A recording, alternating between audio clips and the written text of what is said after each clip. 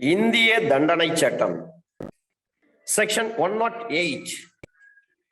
இந்த 108 பொறுத்தவரை abettor chapter number 5 of abetment.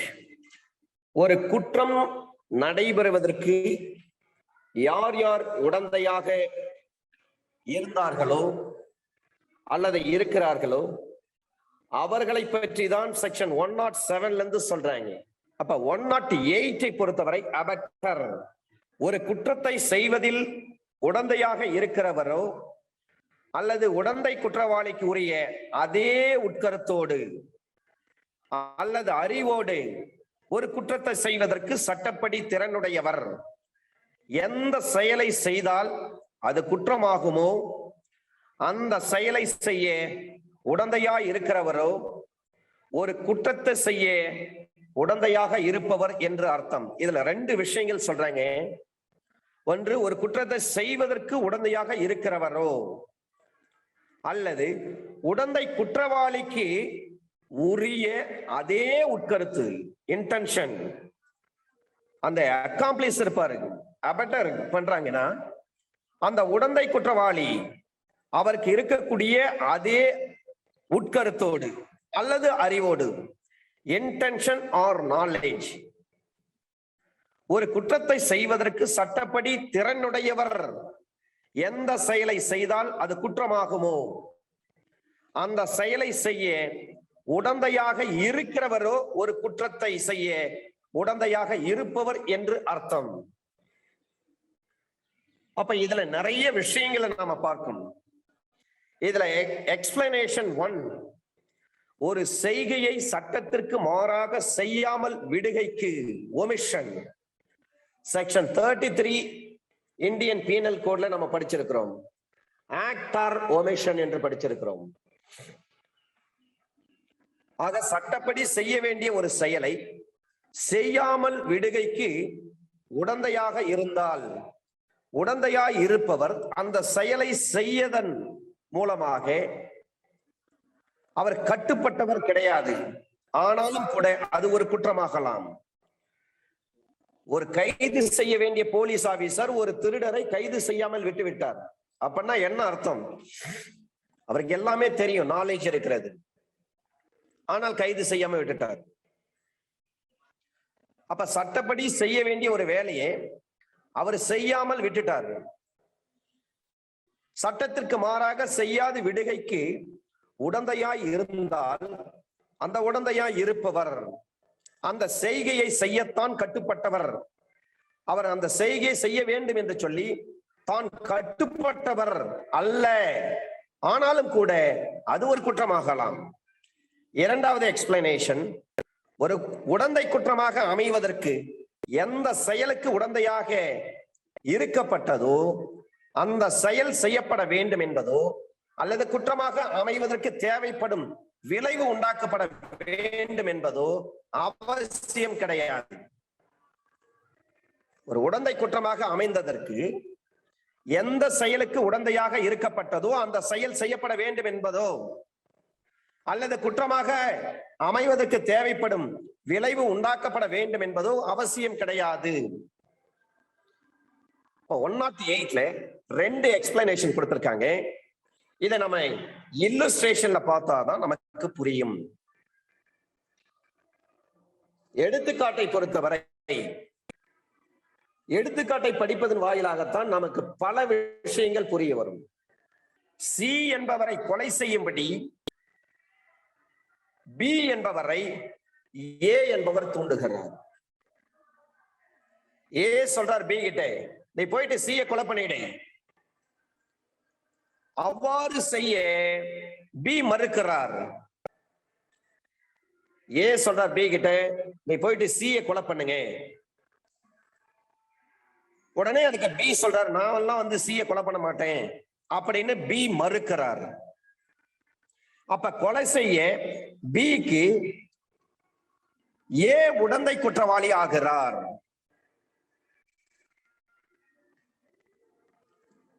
மூணு பேர் இருக்காங்க. ரமேஷ் சொல்றாரு முருகன் கிட்ட, டேய் போயிட்டு கண்ணனை கொலை பண்ணிட்டு அப்படின்னு சொல்றாரு. இப்ப ரமேஷ் வந்து முருகன் கிட்ட சொல்றாரு கண்ணனை போயிட்டு கொலை பண்ணிட்டு அப்படின்னு. அதற்கு முருகன் சொல்றாரு நான் கண்ணனை கொலை செய்ய மாட்டேன் என்று சொல்கிறார். இப்ப இங்க யார் உடந்தை குற்றவாளி? பிக்கு ஏ தான் உடந்தை குற்றவாளி. ஏ தான் தூண்டி விடுறாரு, அவனை போயிட்டு கொலை பண்ணிட்டு வா, கண்ணனை போயிட்டு கொலை பண்ணிட்டு வான்னு சொல்றாரு முருகன் கிட்ட. ஆனா முருகன் மறுக்கிறார், நான் கொலை செய்ய மாட்டேன் அப்படின்னு சொல்றாரு. இருந்தாலும் பிக்கு ஏ என்பவர் தான் உடந்தை குற்றவாளி. அப்ப முருகனுக்கு யார் உடந்தையாக, முருகன்கிட்ட யார் சொல்றாங்க கண்ணனை கொலை பண்ணிட்டுவான்னு சொல்லிட்டு ரமேஷ் சொல்லியிருந்தாருன்னா ரமேஷ் தான் உடந்தை குற்றவாளி. அப்ப தூண்டி விடுற ஆளுதான், செய்ய சொல்ற ஆளுதான் இதுல உடந்தை குற்றவாளி.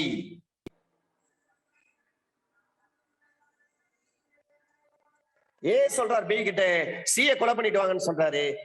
அதுக்கு பி சொல்றாரு நான் சிய கொலை பண்ண மாட்டேன்னு சொல்றாரு. இந்த எடுத்துக்காட்டுல ஏ என்பவர் தான் பிக்கு உடந்தை குற்றவாளி. அப்ப யாரை தண்டிக்க முடியும்? ஏவோ மட்டும்தான் தண்டிக்க முடியும். ஏ ஒரு வேலை செய்ய சொல்றாரு, பி மறுத்துட்டாரு, செய்ய மாட்டேன்னு சொல்றாரு.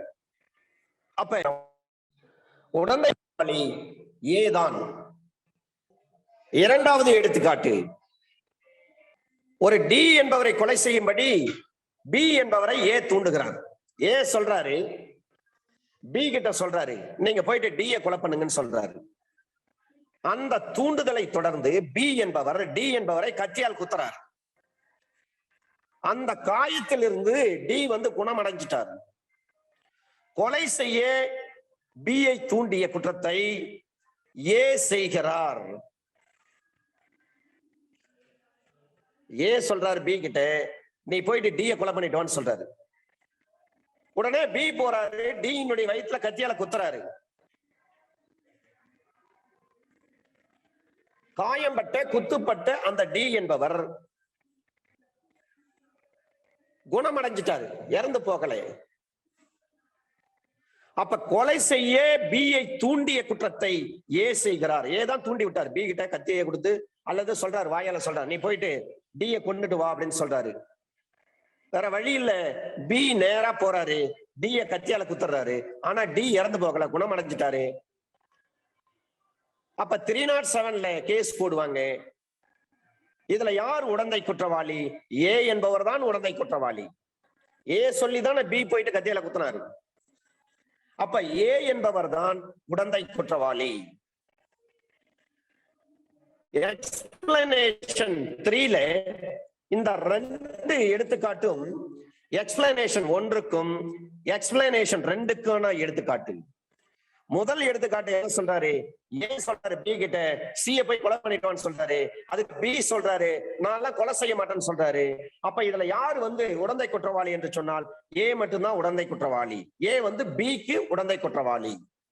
இரண்டாவது எடுத்துக்காட்டு, அதே ஏ சொல்றாரு பி கிட்ட நீங்க போய் சிய கொலை பண்ணிட்டுவான்னு சொல்றாரு. அதனால பி நேரா ஒரு கத்தி எடுத்துட்டு போயிட்டு சிய கத்தியால குத்துறாரு வயித்துல. ஆனா சி இறந்து போகல, அவர் குணமடைஞ்சிட்டாரு.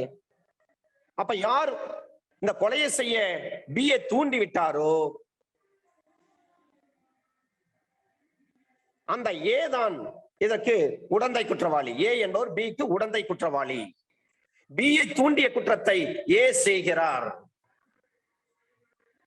எக்ஸ்பிளனேஷன் 3ல சொல்றேங்க, யாருக்கு உடந்தையாக இருக்கப்பட்டாரோ அவர் யாருக்கு உடந்தையாக இருந்தாரோ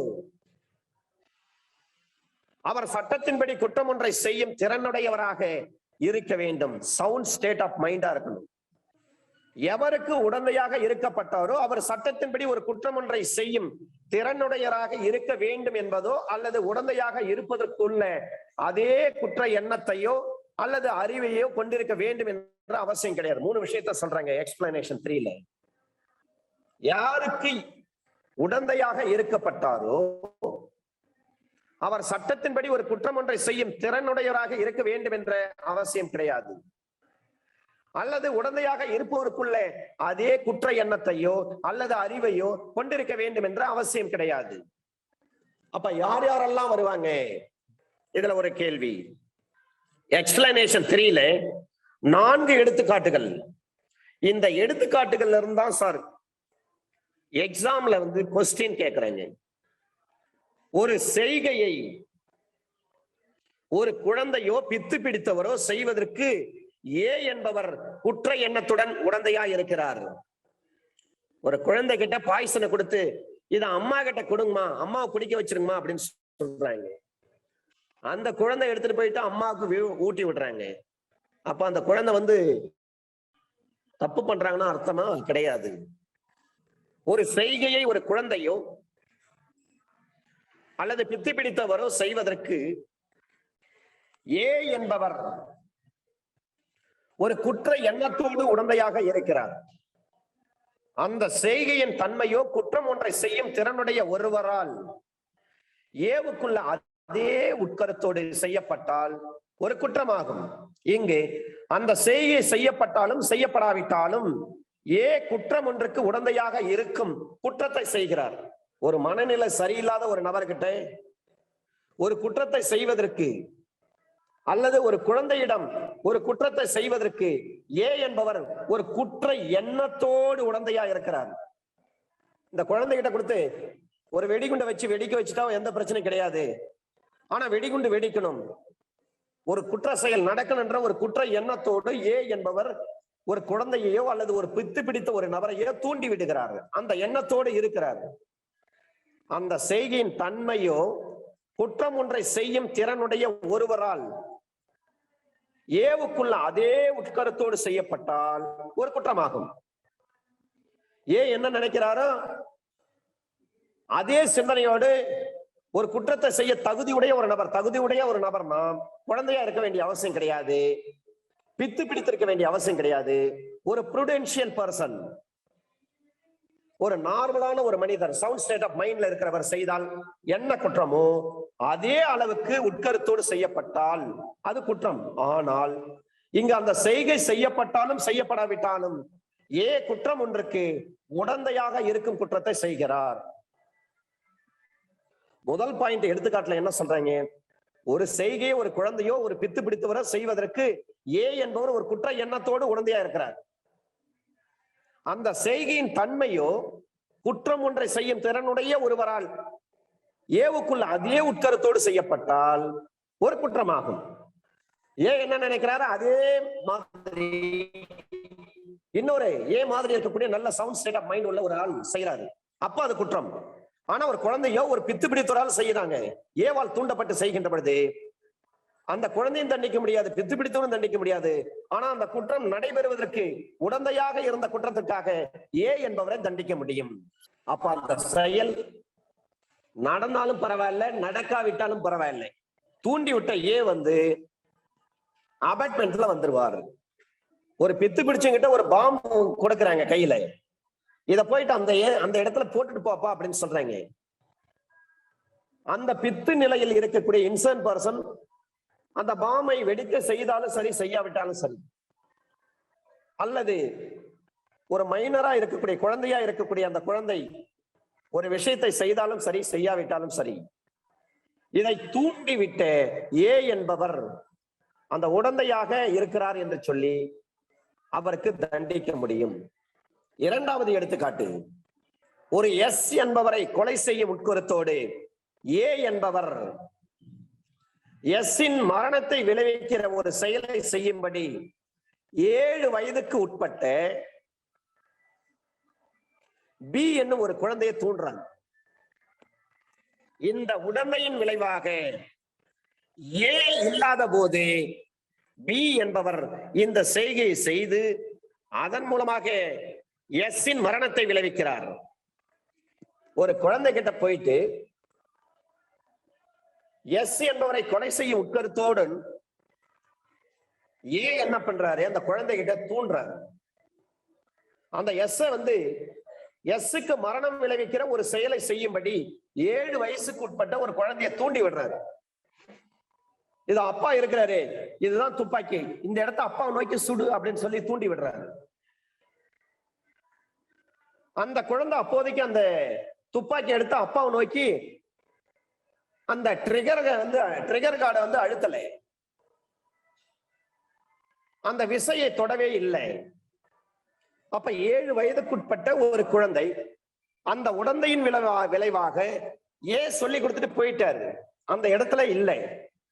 இல்லாத போது அந்த 7 வயதுக்கு உட்பட்ட அந்த குழந்தை பி என்ற குழந்தை அந்த துப்பாக்கி எடுத்து அப்பாவுக்கு நேராக நீட்டி இந்த செய்கையை செய்து அதன் மூலமாக எஸ் என்ற அப்பா இறந்து போயிடுறாரு, அந்த மரணத்தை விளைவிக்கிறார்.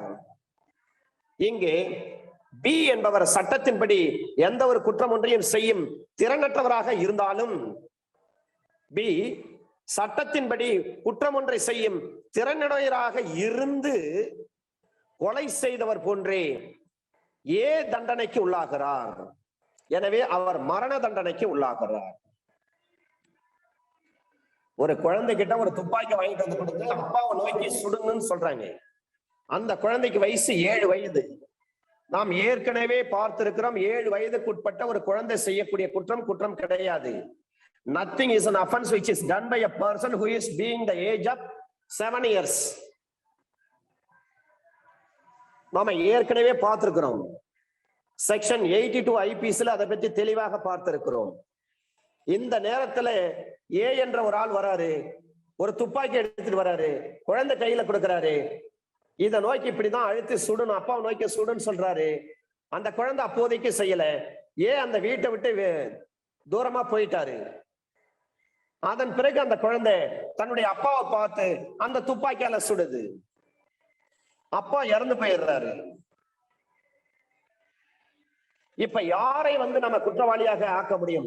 7 வயசுக்குட்பட்ட ஒரு குழந்தை செய்த செயல் குற்றம் கிடையாது. அப்ப அந்த குழந்தை சட்டத்தின்படி ஒரு குற்றம் ஒன்றை செய்யும் திறனற்றவராக இருந்தாலும், அந்த குழந்தை சட்டத்தின்படி குற்றம் ஒன்றை செய்யும் திறனுடையராக இருந்து கொலையை செய்தவர் போன்றே என்ற ஆள் தூண்டி விட்டார் பாருங்க, அப்பா நோக்கி சுடுன்னு சொன்னார் பாருங்க, அவரை தண்டிக்க முடியும். 7 வயசுக்குள்ள குழந்தை வந்து சட்டத்தின்படி தண்டிக்க முடியாது. இருந்தாலும் இந்த மாதிரி செயலை செய்கின்ற பொழுது அந்த குழந்தை எப்படி வந்து சட்டம் கருத வேண்டும் என்று சொன்னால், இந்த சட்டத்தின்படி குற்றம் ஒன்றை செய்யும் திறனுடையராக இருந்து கொலை செய்தவர் போன்றே அந்த குழந்தைகிட்ட சொல்லி கொடுத்தார் பாருங்க, தூண்டி விட்டார் பாருங்க, அவரை தண்டிக்கணும். அந்த இடத்துல அந்த குழந்தைக்கு பதிலாக தூண்டி விட்டவரே துப்பாக்கியால சுட்டது போன்றுதான் நாம் கருத்தில் எடுத்துக்கொண்டு தூண்டி விட்டார் பாருங்க, அந்த குற்றத்துக்கு உடந்தையாக இருந்தார் பாருங்க, அவரை தண்டிக்கணும், குழந்தைய தண்டிக்க முடியாது. 3வது எடுத்துக்காட்டு, ஒரு குடியிருக்கிற வீட்டுக்கு யாராவது தீ வச்சுட்டாங்க, அல்லது தீ வைக்க சொல்லி என்ன பண்றாரு, பியை தூண்டுறாரு. டொல்லிங் ஹவுஸ் இருக்கு, நீங்க ஃபயர் செட் பண்ணுங்க அப்படின்னு சொல்றாரு. குடியிருக்கிற வீட்டை போயிட்டு கொளுத்தி விட்டுவாங்க அப்படின்னு சொல்றாரு. தூண்டுறாரு பி கிட்ட.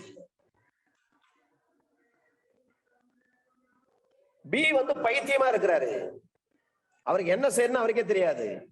செக்ஷன் 84 ஐபிசி படி பைத்தியமா இருக்கிறவர் செய்யற குற்றம் அது குற்றமே கிடையாது, அவர் தண்டிக்க முடியாது. Nothing is an offense which is done by a person who is being insanity.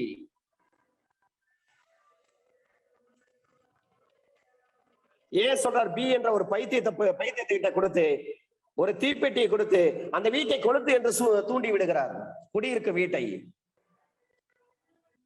ஏவனுடைய தூண்டுதலின் விளைவாக அந்த வீட்டிற்கு பைத்தியமாக இருக்கிற பி என்பவர் தீ வச்சிட்டாரு. அதுக்காக பியை தண்டிக்க முடியுமா? தண்டிக்க முடியாது. ஆனால் குடியிருக்கும் ஒரு வீட்டிற்கு தீ வைக்கும் குற்றத்திற்கு உடந்தையாக இருந்த குற்றத்தை என்பவர் செய்தவராவதுடன் அந்த குற்றத்திற்கென்று வகை செய்யப்பட்ட தண்டனைக்கு உள்ளாகிறார். என்ன பண்றார், பைத்தியமா இருக்கிற பி கிட்ட சொல்றாரு, ஏதோ அந்த வீட்டுக்கு போயிட்டு வீட்டை கொளுத்தி விடுன்னு சொல்றாரு. அந்த பைத்தியமாக இருக்கிற அந்த நபர் பி என்பவர் அந்த வீட்டை கொளுத்திட்டாரு. இப்ப யாரை தண்டிக்க முடியும்? பைத்தியமா இருப்பவரை தண்டிக்க முடியாது சட்டத்தின்படி. அப்ப யாரை தண்டிக்க முடியும்? அந்த வீட்டை கொளுத்து விடுங்கள் என்று சொன்ன ஏ என்ப நபரை தான் தண்டிக்க முடியும். அப்ப எந்த செக்ஷன்ல கேஸ் போடுவாங்க? அண்டர் செக்ஷன் 436 ஐபிசில ஒரு வீட்டை, குடியிருக்கும் வீட்டை கொளுத்து விட்டால் அவருக்கு 10 ஆண்டு காலம் சிறை தண்டனை. அண்டர் செக்ஷன் 436 ஐபிசி படி அவரை தண்டிக்க முடியும். அடுத்த ஒரு எடுத்துக்காட்டு, ஒரு திருட்டு குற்றத்தை செய்ய வைக்கும், ஒரு திருட்டு குற்றத்தை செய்ய வைக்கும் எண்ணத்தோடு எஸ்க்கு சொந்தமாக உள்ள ஒரு சொத்தை எஸ்ஸிடமிருந்து எடுத்துக்கொள்ள பி என்பவரை ஏ தூண்டுகிறார். ஏ என்ன பண்றாரு? பி கிட்ட சொல்றாரு, எஸ் கிட்ட இருக்குது பாருங்க, அந்த பத்திரத்தை எடுத்துட்டு வந்துரு அப்படின்னு சொல்லி ஒரு திருட்டு குற்றத்தை செய்விக்கும் எண்ணத்துடன் எஸ்க்கு சொந்தமாக உள்ள ஒரு சொத்தை எஸ்ஸிடமிருந்து எடுத்துக்கொள்ள பி என்பவரை ஏ என்பவர் தூண்டுகிறார். ஏ சொல்றார் பி கிட்ட, அந்த எஸ்க்கு சொந்தமான அந்த சொத்து இருக்குது, அதை எடுத்துட்டு வந்துரு, பத்திரம் இருக்கு, அதை எடுத்துக்க. அவருக்கு தெரியாம எடுத்துட்டு வந்துரு சொல்லி திருட சொல்றாரு. அப்ப அந்த சொத்து ஏவுக்கு சொந்தமானது என்று நம்பும்படி பி என்பவரை நம்ப வைக்கிறார். அந்த சொத்து என்னுடைய சொத்து தான், நீ போயிட்டு எடுத்துட்டு வான்னு சொல்றாரு. ஏ வந்து பி கிட்ட சொல்றாரு, சொத்து என்னுடைய சொத்து, நீங்க போயிட்டு எடுத்துட்டு வாங்க அப்படின்னு சொல்றாரு. ஆனால் அது யாருக்கிட்ட இருக்கு? எஸ் என்பவரிடம் இருக்கிறது. அப்போ ஒரு திருட்டு குற்றத்தை செய்ய சொல்லும் எண்ணத்தோடு எஸ் கிட்ட இருக்கக்கூடிய அந்த சொத்தை எடுத்துக்கொள்ள ஏ என்பவர் பி ஐ தூண்டுகிறார். எப்படி சொல்றாரு? அந்த சொத்து என்னுடைய சொத்து என்று நம்பும்படி பி என்பவரை நம்ப வச்சுட்டார். அதை நம்பி அந்த பி என்ன பண்றாரு? அந்த சொத்தை எடுக்கிறார். அது சொத்து ஏ உடைய சொத்து தான் சொல்லிட்டு அவர் நம்பி எடுத்துக்கிறார். இப்போ பி குற்றவாளியான்னு கேட்டா பி குற்றவாளி கிடையாது. ஏனென்று சொன்னால் ஏ சொல்றாரு, இது ஏன் சொத்து, நீ போயிட்டு அந்த எஸ் கிட்ட இருக்கிற அந்த சொத்தை எடுத்துடுவான்னு சொல்றாரு. பி நம்ப வச்சுட்டாரு. ஏ இது ஏன் சொத்து தான், நீ தைரியமா போய் எடுத்துடுவான்னு சொல்லிட்டாரு. அதை நம்பி பி என்பவர் அந்த சொத்தை எடுத்துக்கொண்டு வந்து விட்டார். அப்ப பி செய்தது நல்லெண்ணத்தோடு செய்யப்பட்ட செயல். அது ஏவுடைய சொத்து தான் என்று நம்பி நல்லெண்ணத்தோடு எஸ்ஸிடம் இருந்த அந்த சொத்தை பி என்பவர் எடுத்துக்கொள்கிறார். இப்பொழுது பி குற்றவாளி ஆக மாட்டார், ஏன்னா நல்லெண்ணத்தோடு செய்திருக்கிறார். பி ஏ அந்த அளவுக்கு நம்ப வச்சுட்டார் பி. அதனால்தான் எஸ் கிட்ட இருந்த அந்த சொத்தை போய் பி எடுத்துட்டு வந்துட்டாரு. எனவே பி குற்றவாளி ஆக மாட்டார். ஆனால் அந்த திருட்டு குற்றத்துக்கு, அந்த திருட்டுக்கு உடனடியா இருக்கும் பி திருட்டு குற்றத்தை செய்திருந்து போன்றே அதே தண்டனைக்கு ஏ என்பவரும் உட்படுத்த முடியும். பியை தண்டிக்க முடியாது, ஏவை தான் தண்டிக்க முடியும். ஏன்னா ஏ திருட்டுக்கு உடந்தையாக இருக்கின்ற பொழுது அந்த குற்றத்தை செய்தவராவதுடன் பி திருட்டு குற்றத்தை செய்திருந்தது போன்றே அதே தண்டனைக்கு ஏவை உட்படுத்த முடியும். அப்ப இதுல யார் குற்றவாளி? ஏ சொல்றாரு, இது ஏன் சொத்து தான், எஸ் கிட்ட இருக்குது, நீ போயிட்டு எடுத்துட்டு பி கிட்ட சொல்றாரு. பி அதை நம்பி, ஏன்னா ஏன் நம்ப வச்சுட்டாரு, பி அதை நம்பி நல்லெண்ணத்தோடு எஸ் கிட்ட கொடுத்துட்டாரு. இப்ப இங்க ஒரு திருட்டு குற்றம் நடந்திருக்கிறது. அப்ப அந்த திருட்டு குற்றம் நடப்பதற்கு எண்ணத்தோடு செயல்பட்டவர் யார்? ஏ. அதனால பொய்ய சொல்றாரு, நம்ப வச்சுட்டாரு பி கிட்ட. பி அதை நம்பிட்டாரு. ஓஹோ, இந்த சொத்து வந்து ஏவுக்கு சொந்தமான சொத்து தான் போல இருக்கு, அதை எஸ் வச்சுட்டு இருக்கான்னு சொல்லிட்டு அந்த சொத்தை எடுத்துட்டு வந்து ஏ கிட்டே கொடுத்துட்டாரு. அப்ப அங்கே ஒரு திருட்டு நடந்திருக்கிறது. அந்த திருட்டு நடப்பதற்கு எண்ணம், குற்ற எண்ணம் யாருகிட்ட இருந்தது? ஏ கிட்ட இருந்தது. ஏ தான் தூண்டி விட்டாரு. ஏ சொன்ன வார்த்தை தான் பி வந்து நம்பினாரு. நல்லெண்ணத்தோடு நம்பிதான் எஸ் கிட்ட இருந்த சொத்தை எடுத்துட்டு வந்துட்டாரு. அதனால பி தண்டிக்க முடியாது. அப்ப யாரை தண்டிக்க முடியும்? ஏவை தான் தண்டிக்க முடியும். எக்ஸ்பிளனேஷன் 3ல 4 எடுத்துக்காட்டுகள். முதல் எடுத்துக்காட்டு, ஒரு செய்கையை வந்து ஒரு குழந்தையிடமோ அல்லது ஒரு பித்து பிடித்தவனோ செய்ய சொல்றாரு. ஏ என்றது செய்ய சொல்றாரு. அந்த செய்கையினுடைய தன்மையோ குற்றம் ஒன்றை செய்யும் திறனுடைய ஒருவரால் ஏவுக்குள்ள அதே உட்கருத்தோடு செய்யப்பட்டால் அது ஒரு குற்றமாகும். ஆனால் இங்க அந்த செய்கை செய்யப்பட்டாலும் செய்யப்படவிட்டாலும் ஏ என்பவர் குற்றத்துக்கு உடந்தையாக இருக்கிறார்னு சொல்லிட்டு அவரை தண்டிக்க முடியும். இரண்டாவது எடுத்துக்காட்டு என்ன சொல்றாங்கன்னா, எஸ் என்பவரை கொலை செய்ய வேண்டும் என்று சொல்லி ஏ என்பவர் பி கிட்ட தூண்டி விடுறாரு. பி என்றது பி என்பவர் 7 வயதுக்குட்பட்ட ஒரு குழந்தை. இங்க இந்த உடந்தனுடைய விளைவாக அந்த நேரத்துல அந்த இடத்துல இருந்தாலும் பரவாயில்ல, இல்லாவிட்டாலும் பரவாயில்ல, அந்த குழந்தை அந்த துப்பாக்கி எடுத்து அப்பாவை சுட்டுட்டாங்கன்னு சொன்னா இதற்கு யாரை தண்டிக்க முடியும்னா இதை தூண்டிவிட்ட ஏ என்பவரை தான் தண்டிக்க முடியும். ஒரு துப்பாக்கி வாங்கிட்டு வந்து குழந்தைகிட்ட கொடுத்து அப்பா நோக்கி சுடுங்க அப்படின்னு சொல்றாரு. ஏ என்ன பண்றாரு, துப்பாக்கி வாங்கிட்டு வந்து பி என்ற குழந்தைகிட்ட பேபி கிட்ட கொடுத்து அப்பாவை சுடு அப்படின்னு சொல்றாரு. அவங்க அப்பாவை நோக்கி சுட சொல்றாரு. அவங்க அப்பா தான் சி அல்லது எஸ். குழந்தைகிட்ட கொடுத்துட்டு இவர் வீட்டை விட்டு வெளியில வந்துட்டாரு. அந்த நேரத்துல குழந்தை என்ன பண்றாங்க, அவங்க அப்பாவை நோக்கி அந்த துப்பாக்கியில சுட்டுட்டாங்க. அப்பா இறந்து போயிட்டாரு. அப்ப இந்த குற்றத்துக்கு யாரு காரணம்? துப்பாக்கி வாங்கிட்டு வந்து கொடுத்து துப்பாக்கியால சுடுன்னு சொல்லி தூண்டி விட்ட ஏ என்பவர் தான் அக்யூஸ்ட். அவரை தான் வந்து டெத் சென்டென்ஸ் அவருக்கு தான் கொடுக்கணும். மூன்றாவது எடுத்துக்காட்டு, ஒரு பைத்தியமா இருக்கிறவர்கிட்ட போயிட்டு அதை குடியிருக்கிற வீட்டை போய் கொளுத்திடுவான்னு சொல்லி ஏ என்பவர் தூண்டி விடுறாரு. அந்த இன்சென்ட் பர்சன் பைத்தியம் பி என்ற பைத்தியம் போயிட்டு நேரா போயிட்டு வீட்டை கொளுத்திட்டாரு. அப்ப பியை தண்டிக்க முடியுமா? பியை தண்டிக்க முடியாது. அப்ப யாரை தண்டிக்க முடியும்? ஏவை தான் தண்டிக்க முடியும். தூண்டி விட்டவரை தான் தண்டிக்க முடியும். பி வந்து ஒரு நல்ல மனநிலையில் இருந்து அந்த வீட்டை கொளுத்திருந்தால் அவர் மீது ஐபிசி 436 நாம் ஒரு கேஸ் போட்டு தண்டிக்க முடியுமோ அதே ஏ இருந்தார் என்று சொல்லி சட்டம் தருது. நான்காவது, ஒரு திருட்டு குற்றத்தை செய்ய வேண்டும் என்று சொல்லி எஸ் இடம் இருக்கக்கூடிய ஒரு பொருளை எடுத்துட்டு வாங்க அப்படின்ட்டு ஏ என்ன பண்றாரு, பி கிட்ட நம்ப வைக்கிறார். என் சொத்து தான், என் பொருள் தான், நீ ஒன்னும் பயப்படாத, தைரியமா போய் எஸ் கிட்ட இருக்கிற அந்த பொருளை எடுத்துட்டு வந்துரு அப்படின்னு சொல்றாரு. அப்ப அங்க ஒரு திருட்டு குற்றம் நடந்திருக்கு. நல்லெண்ணத்தோடு ஏ சொன்ன அந்த வார்த்தையை நல்லெண்ணத்தோடு நம்பி பி போயிட்டு எஸ் கிட்ட இருக்கிற பொருளை எடுத்துட்டு வந்துட்டாரு. அப்ப திருட்டு குற்றத்தின் அடிப்படையில பொருளை எடுத்துட்டு வந்தார் பாருங்க பி, அவரை தண்டிக்க முடியாது. ஆனால் ஏ என்பதை தான் தண்டிக்க முடியும். இந்த 4 எடுத்துக்காட்டுகளும் எக்ஸ்பிளனேஷன் 3க்கு சொந்தமானது. எக்ஸ்பிளனேஷன் 3 என்ன சொல்றாங்க, எவருக்கு உடந்தையாக இருக்கப்பட்டாரோ அவர் சட்டத்தின்படி குற்றம் ஒன்றை செய்யும் திறனுடையவராக இருக்க வேண்டும் என்பதோ அல்லது உடந்தையாக இருப்பதற்குள்ள அதே குற்ற எண்ணத்தையோ அல்லது அறிவையோ கொண்டிருக்க வேண்டும் அவசியம் கிடையாது. யார் தூண்டி வர்றாரோ அவருக்கு இருக்கிற குற்ற எண்ணமோ செய்யணும்னு அவசியம் கிடையாது. அவர் சட்டத்தின்படி ஒரு குற்றத்தை செய்யும் திறனுடையவராக இருக்க வேண்டும் என்ற அவசியம் கிடையாது. அந்த குற்ற எண்ணமோ அல்லது குற்றம் பற்றிய அறிவோ இருக்க வேண்டிய அவசியம் கிடையாது. இன்டென்ஷனோ நாலேஜோ இருக்குன்னு அவசியம் கிடையாது. அப்ப இந்த பைத்தியத்துக்கு இன்டென்ஷன் கிடையாது, நாலேஜ் கிடையாது. இந்த குழந்தைக்கு இன்டென்ஷன் கிடையாது, நாலேஜ் கிடையாது. 4வது இல்லஸ்ட்ரேஷன் சொல்லப்பட்ட பி என்பவருக்கு எந்தவித இன்டென்ஷன் கிடையாது. எஸ் கிட்ட இருந்து இருக்கக்கூடிய பொருளை திருடணும்னு இன்டென்ஷன் கிடையாது, நாலேஜும் கிடையாது.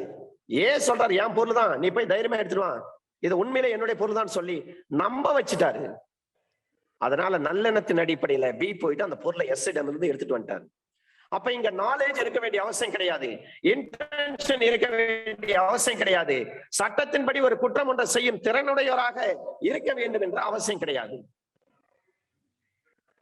சட்டத்தின்படி ஒரு குற்றத்தை செய்ய வேண்டும் என்ற திறனுடையவராக இருக்கணும் அப்படின்னு அவசியம் கிடையாது. குழந்தைக்கு சட்டத்தின்படி ஒரு குற்றத்தை செய்ய வேண்டும் என்ற திறனுடையவராக, அந்த திறமை உள்ள குழந்தையாக இருக்கணும்னு அவசியம் கிடையாது. அந்த பைத்தியத்துக்கு திறமை உள்ளவங்களா இருக்கணும்னு அவசியம் கிடையாது. இதுதான் எக்ஸ்பிளனேஷன் 3ல 4 எடுத்துக்காட்டுகள். எக்ஸ்பிளனேஷன் 4, ஒரு குற்றத்திற்கு உடந்தையாக இருப்பது ஒரு குற்றமாக இருப்பதால் அத்தகைய உடந்தைக்கு உடந்தையாக இருப்பது கூட ஒரு குற்றம். ஒரு குற்றம் நடைபெறுவதற்கு உடந்தையாக இருப்பது ஒரு குற்றமாக இருப்பதால், ஒரு சம்பவம் நடக்குது, ஒரு சண்டை நடக்குது, தோண்டி விடுறோம்னு சொன்னா அதுவே ஒரு குற்றமாக இருக்குது. அப்ப அத்தகைய உடந்தைக்கு உடந்தையாக இருப்பது கூட ஒரு குற்றம். இதை எடுத்துக்காட்டு, எஸ் என்பவரை கொலை செய்யும்படி சி என்பவரை பி தூண்டி விடுகிறார். எஸ் என்பவரை கொலை செய்யும்படி சி என்பவரை பி தூண்டி விடுகிறார். எஸ் என்பவரை கொலை செய்யும்படி சி என்பவரை தூண்டும்படி பி என்பவரை ஏ தூண்டுகிறார். இங்க 4 பேர் வர்றாங்க. ஏ என்ற அன்பு என்ன பண்றாரு, பி என்ற பாபு கிட்ட சொல்றாரு. பி என்ற பாபு கிட்ட என்ன சொல்றன்னா, சி கிட்ட சொல்லு, சி என்ற சந்திரன் கிட்ட சொல்லு, அவன் போயிட்டு எஸ் என்ற சுரேஷை கொலை பண்ணிடுவான் அப்படின்னு ஏ சொல்றாரு. ஏ முதல்ல யாருகிட்ட தூண்டி விடுறாரு? பி என்பவர் நபர்கிட்ட. பி கிட்ட சொல்றாரு, நீ போயிட்டு தூண்டி விடு, சிய சொல்லு. அவன் சி போயிட்டு அவனை சுரேஷ் வந்து கத்தியால குத்துருவான் அப்படின்னு சொல்றாரு. அப்ப ஏ என்ற அன்பு என்பவர் பி என்ற பாபு கிட்ட தூண்டி விடுறாரு, சி கிட்ட சொல்லி டிய கொலை பண்ணிடு அல்லது எஸ்ஐ கொலை பண்ணுன்னு சொல்றாரு. இங்க 4 பேர் வராங்க. முதல் ஆளு அன்பு. அன்பு தான் சொல்றாரு பாபு கிட்ட, சி என்ற சந்திரன் கிட்ட நீ சொல்லி எப்படியாவது சந்திரன் விட்டு சுரேஷ் வந்து கொலை பண்ண சொல்லுங்கன்னு சொல்லி தூண்டி விடுறாரு. அதே மாதிரி சுரேஷை கொலை செய்யும்படி சந்திரனை வந்து பாபு தூண்டிட்டாரு. அப்ப பாபுவினுடைய தூண்டுதலால சந்திரன் என்ன பண்றாரு? இந்த குற்றத்தை செய்யறாரு, கொலை பண்றாரு. செய்த குற்றத்திற்காக, அதாவது பாபு செய்த குற்றத்திற்காக, பாபு தான் தூண்டி விட்டாரு சந்திரனை சுரேஷை போய் கொலை பண்ணுன்னு சொல்றாரு. அப்ப பாபு தூண்டி விட்டது யாருங்க? ஏ என்ற அன்பு. 4 பேர் வர்றாங்க இதுல. முதல் ஆளு அன்பு. அன்பு என்ன பண்றாரு? பி கிட்ட சொல்றாரு, பாபு கிட்ட சொல்றாரு, நீ போயிட்டு சந்திரன் கிட்ட சொல்லு, சந்திரன் வந்து சுரேஷை கொலை பண்ணிடுவான் அப்படின்னு சொல்லி விட்டாரு. உடனே பாபு என்ன பண்றாரு? சந்திரனை தூண்டி விட்டு சுரேஷை கொலை பண்ண வைக்கிறார். நீ போயிட்டு சுரேஷை கொலை பண்ண சொல்லி சந்திரனை வந்து தூண்டுறாரு பாபு. அப்ப பாபுவின் தூண்டுதலின் விளைவாக சந்திரன் என்ன பண்றாரு? ஒரு குற்றத்தை செய்யறாரு, சுரேஷை கொலை பண்றாரு. அப்ப பாபு செய்த குற்றத்திற்காக கொலை குற்றத்துக்குரிய தண்டனைக்கு உள்ளாகிறார். இப்ப அன்பு தானே தூண்டி விட்டாரு, பாபு கிட்ட முதல்ல சொன்னாரு. இப்ப அன்பு அந்த குற்றத்தை செய்யும்படி பாபுவை தூண்டியதால் அன்புவும் அதே தண்டனைக்கு உள்ளாகிறார். இதாங்க விஷயம். 4 பேர் இருக்காங்க. முதல் ஆள் என்ன பண்றாரு? 2வது ஆளு கிட்ட சொல்றாரு, நீ என்ன பண்ணு, அவன் சந்திரன் கிட்ட சொல்லு, அவன் போயிட்டு எஸ் கொலை பண்ணிடுவான் அப்படின்னு சொல்லி முதல்ல அன்பு என்பவர் பாபுவை தூண்டுறாரு. பாபு சந்திரனை போய் தூண்டி விடுறாரு, நீ போயிட்டு சுரேஷை கொலை பண்ணுன்னு. அதை நம்பி அதை நம்பி சந்திரன் வந்து என்ன பண்றாரு? சுரேஷை கொலை பண்ணிட்டாரு. இப்ப யாரு தண்டிக்க முடியும்? முதல்ல தூண்டி விட்ட பாபுவை தண்டிக்க முடியும் கொலை குற்றத்துக்கு. 2வது பாபுவை தூண்டி விட்ட அன்புவையும் தண்டிக்க முடியும். இந்த 2 பேருமே தண்டிக்க முடியும் சார். நான் சொல்றேன், ஒரு ஆளுகிட்ட, கண்ணன் ஒரு ஆளுகிட்ட சொல்றேன், நாம் சொல்லி நீ போயிட்டு முருகன் கிட்ட சொன்னா போதும், முருகன் போயிட்டு அவனை சுரேஷை கொலை பண்ணிடுவான் அப்படின்னு சொல்லி தூண்டி விடுறேன். நான் சொன்னதை நம்பி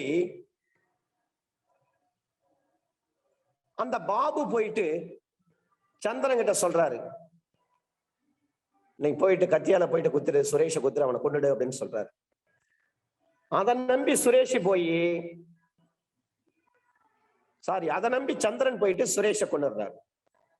முதல் ஆளு நான் சொல்றேன் 2வது ஆளு கிட்ட, 2வது ஆள் என்ன பண்றாரு? 3வது ஆளை சொல்லி தூண்டி விட்டு 3வது ஆளு 4வது ஆளை குத்தி கொலை பண்ணிட்டாரு. அப்ப முதல்ல யாருக்கு தண்டனை தராங்க? 2வது ஆளுக்கு. 2வது ஆள் செய்த தூண்டி விட்டு அதே கூட்டத்தை தானே முதல் ஆள் தூண்டி விட்டு இருக்காரு. அப்ப இந்த 2 பேருமே ஏவும் பியும் தண்டிக்கப்படுவார்கள். பிக்கு என்ன தண்டனையோ அதே தண்டனை தான் ஏவுக்கும் கொடுக்கணும். அன்பு தானே பாபு கிட்ட தூண்டி விட்டாரு, அதை நம்பிதானே பாபு போய் சந்திரனை தூண்டி சுரேஷை கொலை பண்ண சொன்னாரு. அப்ப பாபுவுக்கு என்ன தண்டனையோ அதே தண்டனை தான் அன்புக்கும் கொடுக்க வேண்டும். எக்ஸ்பிளனேஷன் 5. ஒரு சதியின் மூலமாக உடந்தை குற்றத்தை செய்வதற்கு அதை செய்கிறவருடன் சேர்ந்து உடந்தையாக இருப்பவர் திட்டமிட வேண்டும் என்று அவசியம் கிடையாது. எந்த சதியை தொடர்ந்து அந்த குற்றம் செய்யப்படுகிறதோ அந்த சதியில் அவர் ஈடுபட்டிருப்பாரானால் அது போதுமானதாகும். எடுத்துக்காட்டு, ஒரு சதியின் மூலமாக கான்ஸ்பைரசி. அப்ப கான்ஸ்பைரசி பண்றாங்க, ஒரு சதியின் மூலமாக உடந்தை குற்றத்தை செய்வதற்கு அதை செய்கிறவருடன் சேர்ந்து உடந்தையாக இருப்பவர் திட்டமிட வேண்டும் என்ற அவசியம் கிடையாது. எந்த சதியை செய்வதற்கு அந்த குற்றம் செய்யப்படுகிறதோ அந்த சதியில் அவர் ஈடுபட்டிருப்பாரானால் அது போதுமானதாகும். எடுத்துக்காட்டு, எஸ் என்பவருக்கு பாய்சன் கொடுப்பதற்காக பி என்பவருடன் சேர்ந்து ஏ என்பவர் திட்டம் போடுறாரு. அப்ப ஏவும் பியும் சேர்ந்து ஒரு பிளான் பண்றாங்க, எஸ்க்கு வந்து எப்படியாவது விஷத்தை கொடுத்துடணும் அப்படின்னு சொல்லி. ஏ அந்த விஷத்தை இட வேண்டும் என்று ஒத்துக்கொள்ளப்படுகிறது. அதன் பிறகு மூன்றாவது நபர் அந்த நஞ்சை இடுகிறார், பாய்சனை கொடுக்கிறார் என்று கூறி, ஆனால் ஏவின் பெயரை குறிப்பிடாமல் சி என்பவரிடம் அந்த திட்டத்தை பி விளக்குகிறார். முதல்ல ஏவும் பியும் சேர்ந்து எஸ்க்கு வந்து விஷம் கொடுத்து சாகடிக்கணும்னு சொல்லி பிளான் பண்ணிட்டாங்க. ரெண்டு பேரும் சதி திட்டம் தீட்டிட்டாங்க, கான்ஸ்பைரசி பண்ணிட்டாங்க. ஏவும் பியும் சேர்ந்து எஸ்க்கு விஷத்தை கொடுத்து கொலை செய்யணும்னு ரெண்டு பேரும் சதி திட்டம் தீட்டிட்டாங்க. அதன் பிறகு ஒரு தேர்ட் பார்ட்டி வராரு, சி என்ற ஒரு ஆளு. அவர்கிட்ட சொல்றாங்க இந்த பாய்சனை கொடுங்க அப்படின்னு சொல்றாரு. ஆனா ஏவனுடைய பெயரை வந்து குறிப்பிடல. ஏவனுடைய பெயரை குறிப்பிடாம சி கிட்ட சொல்றாங்க. திட்டம் போட்டது யாரு? சதி திட்டம் தீட்டியது யாரு? ஏவும் பியும் சேர்ந்துதான் எஸ்க்கு விஷம் கொடுத்து கொலை பண்ணுன்னு சொல்லி இவங்க தான் சதி திட்டம் தீட்டுறாங்க. இதுக்கு இடையில மூன்றாவது ஒரு ஆள் சி என்பவர்கிட்ட போயிட்டு இந்த பி சொல்றாரு இந்த விஷத்தை எஸ்க்கு கொடுங்கன்னு சொல்றாரு. ஏதான் வந்து இந்த வேலையெல்லாம் செய்ய சொன்னாரு, நானும் ஏவும் சேர்ந்துதான் இந்த திட்டம் போட்டுன்ற விஷயத்த வந்து சி கிட்ட சொல்லலை. திட்டம் போட்டது ஏவும் பியும் சேர்ந்து எஸ்க்கு விஷம் கொடுத்து கொலை பண்ணிடலாம், ரெண்டு பேரும் சேர்ந்து திட்டம் போட்டாங்க. இதுல மூணாவது ஆளு சி வராரு. சி கிட்ட பி என்ன பண்றாரு, இந்த விஷத்தை வந்து எஸ்க்கு கொடுத்து கொன்னுடு அப்படின்னு சொல்றாரு. இந்த சதி திட்டம் தீட்டியது இது ஏதான் என்ற விஷயத்தை சி கிட்ட வந்து பி சொல்ல மறுத்துட்டாரு, சொல்லவே இல்லை. ஏ என்ற அன்புவும் பி என்ற பாபுவும் சேர்ந்து எஸ் என்ற சுரேஷை கொல்ல வேண்டும் சொல்லி ரெண்டு பேரும் சதி திட்டம் தீட்டுறாங்க. அதன் விளைவாக அதாவது விஷம் கொடுத்து அவர் கொன்னணும்னு சொல்லி சதி திட்டம். சதி திட்டம் தீட்டிய பிறகு சி என்ற சந்திரன் கிட்ட வந்து பி சொல்றாரு, பாபு சொல்றாரு நீங்க இந்த விஷத்தை வந்து எஸ் கொடுத்து கொன்னுடு அப்படின்னு சொல்றாரு. ஆனா இந்த பிளான் பண்ணது ஏ என்ற அன்புதான்ற விஷயத்தை வந்து சந்திரன் கிட்ட சொல்லல, பாபு சொல்ல மறைச்சிட்டாரு. அந்த விஷத்தை எப்படியாவது ட்ரை பண்ணி சி ஒத்துக்கொள்வதுடன் இவ்வாறு விளக்கப்பட்ட முறையில் அதை உபயோகப்படுத்தப்படும் பொருட்டு அதை முயன்று பெற்று பியிடம் ஒப்படைக்கிறார். அந்த நஞ்சை இடுகிறார், ஏ என்பவர் அந்த நஞ்சை இடுகிறார். அதன் விளைவாக எஸ் இறக்கிறார். இங்க ஏவும் ஈயும் ஒன்று சேர்ந்து சதி செய்திருக்கவில்லை. ஆனாலும் கூட எந்த சதியை தொடர்ந்து எஸ் கொலை செய்யப்பட்டிருக்கிறாரோ அந்த சதியில் சி ஈடுபட்டிருக்கிறார். எனவே இந்த பிரிவில் விளக்கப்பட்ட குற்றத்தை சி செய்திருப்பதுடன் கொலைக்கான தண்டனைக்கு உள்ளாகிறார்.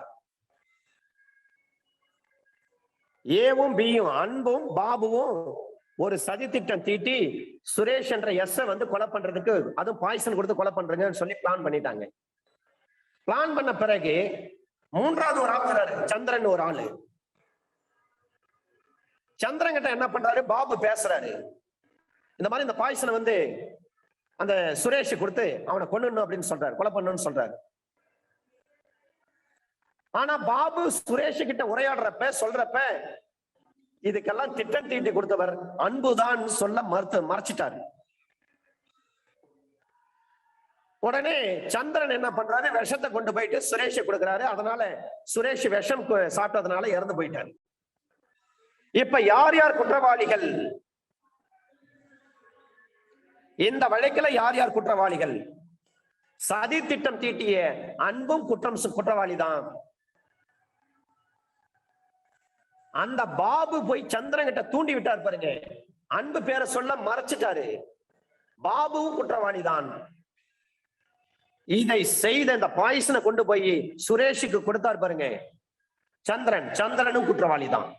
ஏன்னா சந்திரனுக்கு சட்டப்படி ஒரு குற்றத்தை செய்யக்கூடிய தகுதி இருக்கிறது.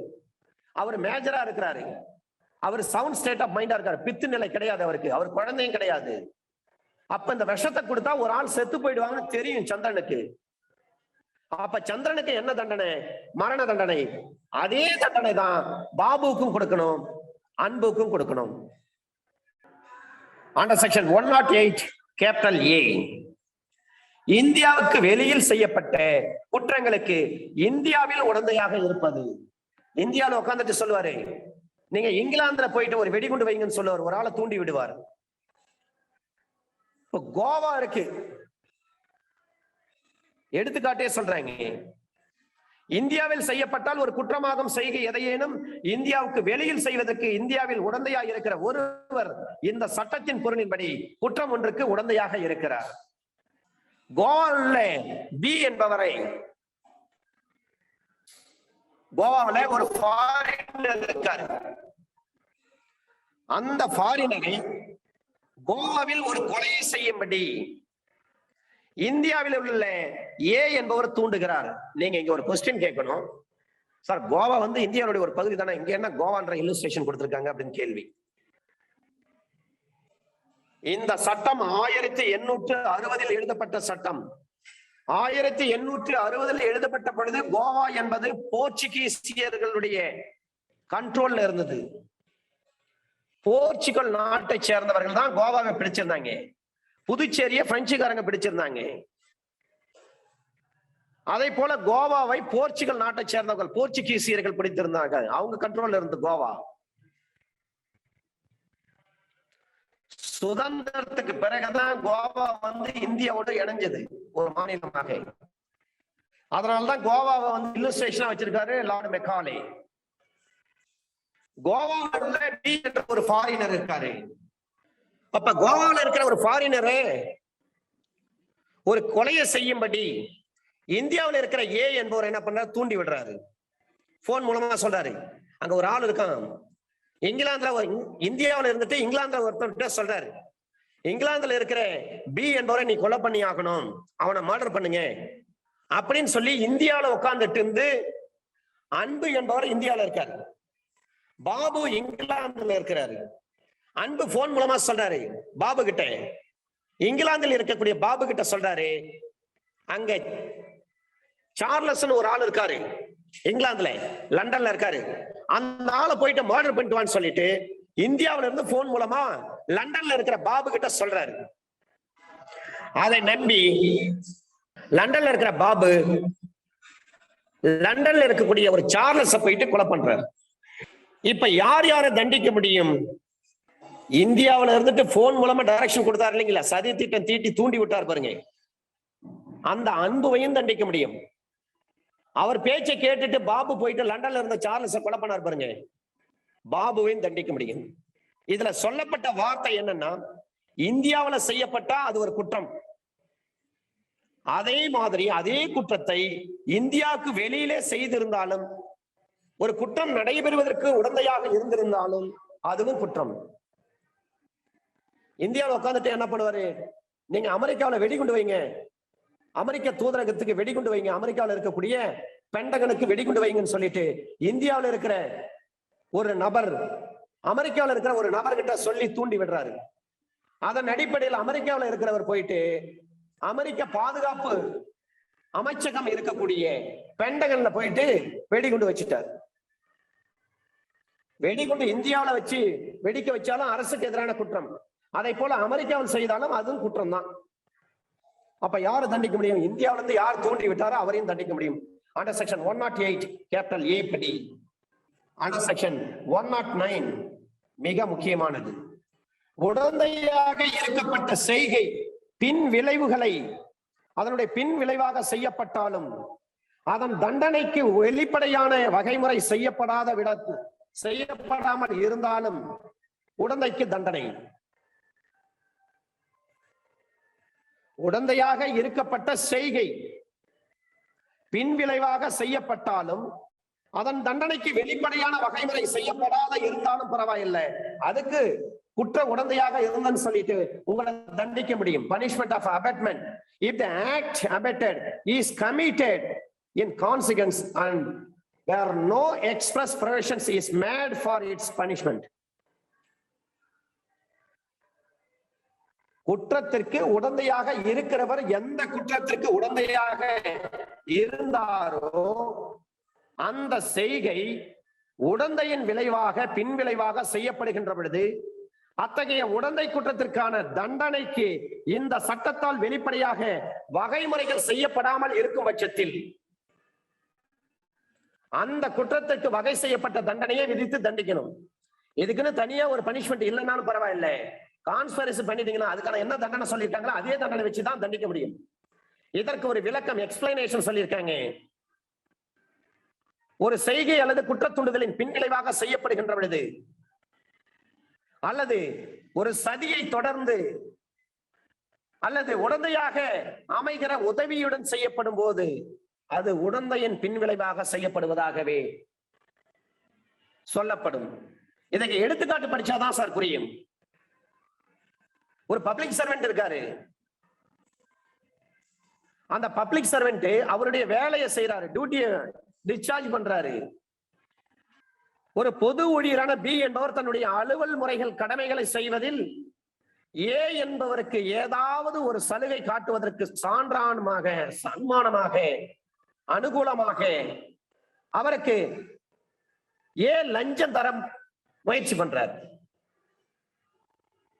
பி அந்த லஞ்சத்தை பெற்றுக் கொள்கிறார். அதனால் அண்டர் செக்ஷன் 161 படி விலக்கப்பட்ட குற்றத்திற்கு ஏ உடந்தையாக இருக்கிறார்னு அர்த்தம். கவர்மெண்ட் ஆபீஸ்ல ஒரு வேலை நடக்கணும், வேற வழி கிடையாது. அன்பு அந்த இடத்துக்கு போறாரு. போயிட்டு அந்த கவர்மெண்ட் ஆபீசர் இருக்காரு பாருங்க, பாபு என்ற பொது ஊழியர், அவருக்கு கையூட்டு கொடுக்கிறார், கிராட்டிபிகேஷன் லஞ்சம் கொடுக்கிறாரு, ஒரு பிரைப் கொடுக்கிறாரு. ஏ என்ற அன்பு தனக்கு ஏதாவது ஒரு சாதகமா ஒரு வேலை நடக்கணும்னு சொல்லிட்டு அதனால் அவர் அனுகூலம் அடைய வேண்டும், நன்மை அடைய வேண்டும், பயனடைய வேண்டும் என்ற நோக்கத்தின் அடிப்படையில் பொது ஊழியரான பாபுக்கு லஞ்சம் கொடுக்க முயற்சி பண்றார். பாபு அந்த லஞ்சத்தை வாங்கிக்கிறார். பப்ளிக் சர்வெண்ட் ஆன பாபு அந்த லஞ்சத்தை வாங்கிட்டு ஏ என்ற அன்புக்கு சாதகமா சில விஷயங்களை செஞ்சு கொடுக்கிறார். இதனால செக்ஷன் 161 படி விலக்கப்பட்ட குற்றத்திற்கு அன்பு உடந்தையாக இருக்கிறார் தான் அர்த்தம். அவர் உடந்தையாகத்தான் இருந்திருக்கிறார்னு அர்த்தம். ஏன்னா ஒரு பொது ஊழியருக்கு லஞ்சம் கொடுத்து ஒரு வேலையை சாதிக்கணும்னு நினைக்கிறாரு. அதன் அடிப்படையில் அந்த பப்ளிக் சர்வெண்ட் அந்த வேலையை செஞ்சு கொடுக்கிறாரு. இதனால யாருக்கு லாபம்? அன்புக்கு தான் லாபம். அப்ப அன்பு செக்ஷன் 161 ஐபிசி படி விலக்கப்பட்ட அந்த குற்றத்துக்கு உடந்தையாக இருக்கிறார். அப்ப 161 எதை பற்றி பேசுகிறது? சாப்டர் நம்பர் 9ல பிரிவு 161 165 வரை அது ரிப்பீல் ஆயிடுச்சு. இரண்டாவது எடுத்துக்காட்டு, ஏ என்பவர் பி என்பவரை பொய் சாட்சி சொல்லும்படி பொய் சாட்சியம் கொடுக்கும்படி தூண்டுகிறார். அதன் விளைவாக பி என்பவர் பொய் சாட்சி சொல்றார், அந்த குற்றத்தை செய்கிறார். அந்த குற்றத்திற்கு உடந்தையாக இருக்கிற குற்றத்தை ஏ என்பவர் செய்தவராவதுடன் பிஐ போன்றே அதே தண்டனைக்கு உள்ளாகிறார். ஏ சொல்றார், நீ கோர்ட்ல போயிட்டு பொய் சாட்சி சொல்லிட்டு வாங்கன்னு சொல்றாரு. உடனே பி போயிட்டு பொய் சாட்சி சொல்றாரு. பிறகு கண்டுபிடிச்சிட்டாங்க பொய் சாட்சி சொல்றான்னு சொல்லிட்டு பிக்கு தண்டனை கொடுக்குறாங்க. அதே தண்டனை தான் தூண்டிவிட்ட ஏவுக்கும் கொடுக்க வேண்டும். அது 193 இருக்கலாம் அல்லது 197 இருக்கலாம் ஐபிசில. அடுத்த எடுத்துக்காட்டு, எஸ் என்பவருக்கு பாய்சனை கொடுக்க சொல்லி ஏவும் பியும் சதி திட்டம் தீட்டுறாங்க. அந்த சதி திட்டத்தின் வாயிலாக ஏ என்ன பண்றாரு, நஞ்சினை முயன்று பெற்று இவரே போயிட்டு கடைக்கு போயிட்டு பாய்சனை வாங்கிட்டு வந்து எஸ்க்கு அட்மினிஸ்டர் பண்றாரு, ஊட்டி விடுறாரு, குடிக்க வைக்கிறாரு. பிறகு 2 பேர் சொல்றாங்க, ஏவும் பியும் என்ன திட்டம் போடுறாங்க? நம்ம விஷம் வாங்கிட்டு வந்து சுரேஷ் கொடுத்தலாம்னு சொல்றாங்க. இதுக்கு இடையில என்ன பண்றாரு? நேரம் கடைக்கு போயிட்டு ஒரு விஷ பாட்டில வாங்கிட்டு வர்றாரு. இவரே முயன்று வாங்கிட்டு வர, வாலண்டரியா வாங்கிட்டு வர்றாரு. வாங்கிட்டு வந்த பிறகு அதை பி கிட்ட ஒப்படைச்சிட்டாரு. நீ போயிட்டு சுரேஷுக்கு இந்த பாய்சனை ஊத்தி விடு, பாய்சனை ஊத்தி விடணும், அட்மினிஸ்ட்ரேட் பண்ணுங்க அப்படின்னு சொல்றாரு. அந்த சதியை தொடர்ந்து அந்த நேரத்துல அந்த இடத்துல இல்லாட்டாலும் பரவாயில்ல, பி நேரம் அந்த விஷத்தை எடுத்துட்டு போறாரு, எஸ்க்கு கொடுக்கிறாரு. எஸ் அதனால இறந்து போயிட்டாரு. இங்க யார் கொலை குற்றவாளி? பி என்பவர். இதுக்கு சதி திட்டம் தீட்டினவர் யாரு? ஏ என்ற அன்பு. அவர் தானே போயிட்டு சதி திட்டம் தீட்டினது மட்டும் கிடையாது, கடைக்கு போயிட்டு விஷப்பாட்டில வாங்கிட்டு வந்து பி கிட்ட ஒப்படைச்சிட்டு பாபு கிட்ட கொடுத்துட்டு அவர் வெளியில போயிட்டாரு. இந்த நேரத்துல பாபு என்ன பண்றாரு? சுரேஷுக்கு போயிட்டு அந்த விஷத்தை கொடுத்து சுரேஷ சாகடிச்சிட்டாரு, கொலை பண்ணிட்டாரு. உடனே பாபு அரெஸ்ட் பண்ணி அவருக்கு தண்டனை கொடுக்குறாங்க. இதுக்கு சதி திட்டம் தீட்டி அந்த விஷத்தை வாங்கிட்டு வந்தார் இல்லைங்களா, முயற்சி பண்ணி வாங்கிட்டு வந்தார் பாருங்க, ஏ என்ற அன்பு. அவரும் இந்த குற்றத்துக்கு உடந்தையாக இருக்கிற குற்றத்தை செய்கிறவராவதுடன் கொலை குற்றத்துக்கான தண்டனைக்கும் உள்ளாவார். 2 பேர் பிளான் பண்றாங்க. ஒரு ஆளை சாகடிக்கணும்னு சொல்லிட்டு விஷம் கொடுத்து கொண்டுடுன்னு சொல்றாரு. 2 பேர்ல ஒரு ஆள் போயிட்டு கடைக்கு போயிட்டு விஷ பாட்டில் வாங்கிட்டு வந்து 2வது ஆளுகிட்ட ஒப்படைச்சிட்டாரு. நீ போயிட்டு அந்த 3வது ஆளுக்கு இந்த விஷத்தை கொடுத்து அவனை கொண்டுடு, கொலை பண்ணிடு அப்படின்னு சொல்றாரு.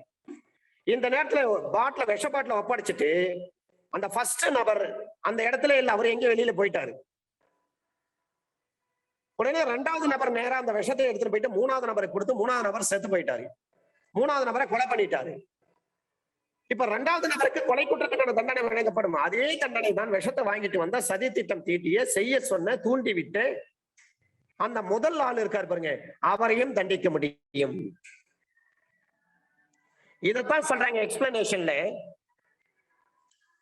ஒரு செய்கை அல்லது குற்றம் தூண்டுதலின் பின் விளைவாக செய்யப்படும் போது அல்லது சதியை தொடர்ந்து அல்லது உடந்தையாக அமைகிற உதவியுடன் செய்யப்படும் போது அது உடந்தையின் பின் விளைவாக செய்யப்படுவதாகத்தான் சொல்லப்படும். இதுதான் அண்டர் செக்ஷன் 109. உடந்தையாக இருக்கப்பட்ட செய்கை பின் விளைவாக செய்யப்பட்டாலும், முதல்ல விஷப்பாட்டில் வாங்கிட்டு வந்து பி கிட்ட ஒப்படைச்சிட்டான் ஏ என்பவன். அந்த இடத்துல ஒப்படைச்சிட்டு அவர் அந்த இடத்த விட்டு போயிட்டாரு. அன்பு விஷப்பாட்டில் வாங்கிட்டு 2 பேரும் பிளான் பண்றாங்க. அன்பும் பாபும் விஷத்தால விஷம் வச்சு சுரேஷ கொலை பண்ணிடலாம்னு சொல்றாங்க. உடனே அன்பு என்ன பண்றாரு? கடைக்கு போயிட்டு விஷப்பாட்டில் வாங்கிட்டு வந்து பாபு கிட்ட கொடுத்துட்டாரு. கொடுத்துட்டு அன்பு அந்த இடத்துல இல்ல, அவர் வெளியில போயிட்டாரு. இந்த நேரத்துல விஷப்பாட்டு கையில வச்சிருக்கிற பாபு என்ன பண்றாரு? அந்த விஷத்தை எடுத்துன்னு போய் சுரேஷ கொடுத்து சுரேஷ கொலை பண்ணிட்டாரு, விஷம் குடிக்க வச்சு சாகடிச்சிட்டாரு. அததான் சொல்றாங்க இங்க, உடந்தையாக இருக்கப்பட்ட செய்கை பின் விளைவாக செய்யப்பட்டாலும் அதன் தண்டனைக்கு பின் விளைவாக விஷப்பாட்டில் வாங்கி கொடுத்துட்டு இவர் வந்துட்டாரு. அதன் பிறகு அதன் தண்டனைக்கு வெளிப்படையான வகைமுறை செய்யப்படாத இருந்தாலும் கூட உடந்தைக்கு தண்டனை உண்டு. நான் விஷப்பாட்டில் வாங்கிட்டு வந்து பாபு கிட்ட கொடுத்ததோட சரி, பாபு தாங்க எடுத்துட்டு போயிட்டு சுரேஷுக்கு விஷத்தை கொடுத்து கொலை முடியுமா? முடியாது. ஒரு ஆபாச படம் திரையிடுவது சம்பந்தமாக ஒரு ப்ளூ பிலிம் காட்டுறாங்க. அதனை பார்ப்பவர்கள் நடவடிக்கை எடுக்காதது குற்ற உடந்தை குற்றமாகாது. ஒரு சினிமா தியேட்டர்ல ஒரு ப்ளூ பிலிம் காட்டுறாங்க. அந்த ப்ளூ பிலிமை யார் திரையிடுகிறார்களோ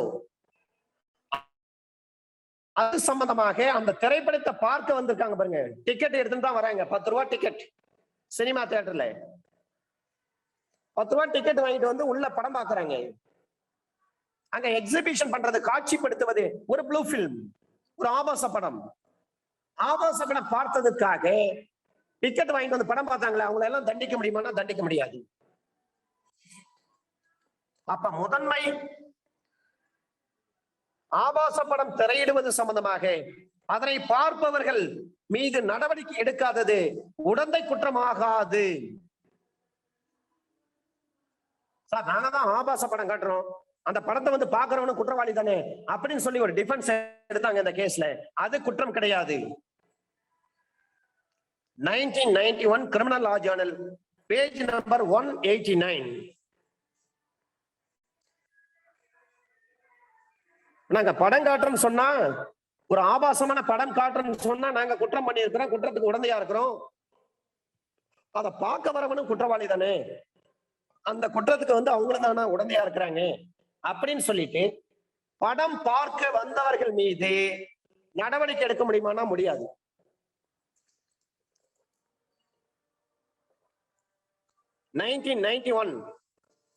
Criminal Law Journal, page number 189.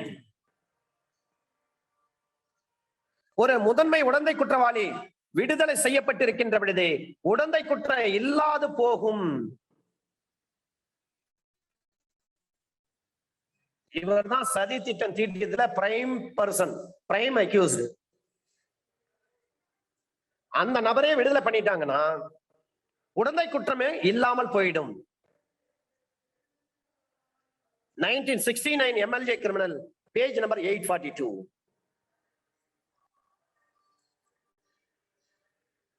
ஏவும் பியும் சேர்ந்து சியை கொலை பண்ண சொல்லி பிளான் பண்றாங்க. ஏ தூண்டி விடுறாரு பிய, அதை நம்பி பி என்ன பண்றாரு, சியை கொலை பண்ணிட்டாரு. இப்ப இதுல முதன்மை குற்றவாளி யார்?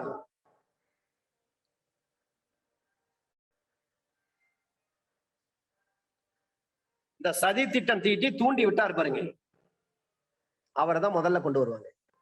அவரை விடுதலை பண்ணிட்டா ஆட்டோமேட்டிக்கா பியும் விடுதலை பண்ணி தான் ஆகணும்.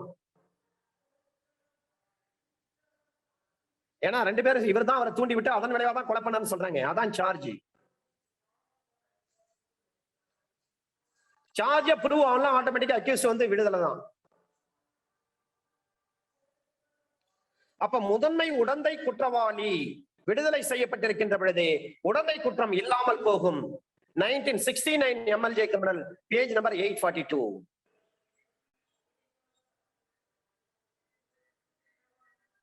முக்கிய குற்றவாளி விடுதலை செய்யப்பட்டிருக்கின்ற பொழுது சதிக்கு உடந்தையாக இருந்ததாக கூறப்பட்ட குற்றம் சாட்டப்பட்ட எந்த ஒரு நபராக இருந்தாலும் சரி அவரையும் விடுதலை தான் செய்யணும். முக்கிய குற்றவாளி பிரைம் அக்யூஸ்ட் அக்யூட்டல் ஆயிட்டான். அப்ப சதிக்கு உடந்தையாக இருந்ததாக குற்றம் சாட்டப்பட்ட அந்த நபரும் விடுதலை செய்யப்பட வேண்டும். அபட்டரும் விடுதலை தான் பண்ணணும். AIR 1990 Supreme Court, page number 1210. AIR 1990 Supreme Court, page number 1210. முக்கிய குற்றவாளி சதி திட்டம் தீட்டி வச்சு இருந்தார் பாருங்க, அவரையும் விடுதலை செய்யணும். AIR 1990 Supreme Court, page number 1210. அப்ப குற்ற வகைப்பாடுகளை பற்றி சொல்றாங்க. தண்டனைக்கு உடந்தையாக இருந்த குற்றத்துக்கு அதே தண்டனை தான். அந்த குற்றம் நடப்பதற்கு சதி திட்டம் தீட்டிருக்கார் பாருங்க. உடந்தையாக இருந்த குற்றம் கைது செய்யப்படுவதற்குரியதா அல்லது கைது செய்யப்படக்கூடாத குற்றமா என்று சொல்லி இருக்கின்ற பொழுது உடந்தையாக இருந்த குற்றம் பிணையில் விடக்கூடியதா அல்லது பிணையில் விடக்கூடாத குற்றமா என்பதற்காக இருக்கும் பொழுது, அப்ப உடந்தையாக இருந்த குற்றம் எந்த நீதிமன்றத்தால் விசாரிக்கக்கூடியதோ அந்த நீதிமன்றம் இந்த குற்றத்தை விசாரிக்கும். அது பெயிலபிளா நான் பெயிலபிளா, அப்ப இந்த வழக்கு விசாரிக்கக்கூடிய நீதிமன்றம் தான் இதெல்லாம் முடிவு பண்ணுவாங்க. 109ல சொல்லப்பட்டிருக்கக்கூடிய 5 எக்ஸ்பிளனேஷன் இருக்கு. இதுல சொல்லப்பட்ட எக்ஸ்பிளனேஷன் 3ல 4 இல்லுஸ்ட்ரேஷன் இருக்கிறது. எக்ஸ்பிளனேஷன் 1க்கு 2க்கும் ஒரே ஒரு இல்லுஸ்ட்ரேஷன், 2 இல்லுஸ்ட்ரேஷன். எக்ஸ்பிளனேஷன் 3க்கு 4 இல்லுஸ்ட்ரேஷன். எக்ஸ்பிளனேஷன் 4க்கு 1 இல்லுஸ்ட்ரேஷன். எக்ஸ்பிளனேஷன் 5க்கு 1 இல்லுஸ்ட்ரேஷன். இது மிக முக்கியம். 108 கேபிட்டல் ஏவுக்கு ஒரே ஒரு இல்லுஸ்ட்ரேஷன். இந்தியாவில இருந்து வெளிநாட்டுல இருக்கிற ஒரு ஆளை தூண்டி விட்டு வெளிநாட்டுல ஒரு குற்றம் செய்ய சொல்றாரு. அங்க செய்யப்பட்ட குற்றம் இந்தியாவிலும் தண்டிக்கக்கூடிய குற்றமாக இருக்கும் பட்சத்தில் அவரை தண்டிக்க முடியும். இந்த 109 பொறுத்தவரை 109க்கு 3 இல்லுஸ்ட்ரேஷன் சொல்லியிருக்காங்க. இந்த இல்லுஸ்ட்ரேஷன்ல வெரி வெரி இம்பார்ட்டன்ட்.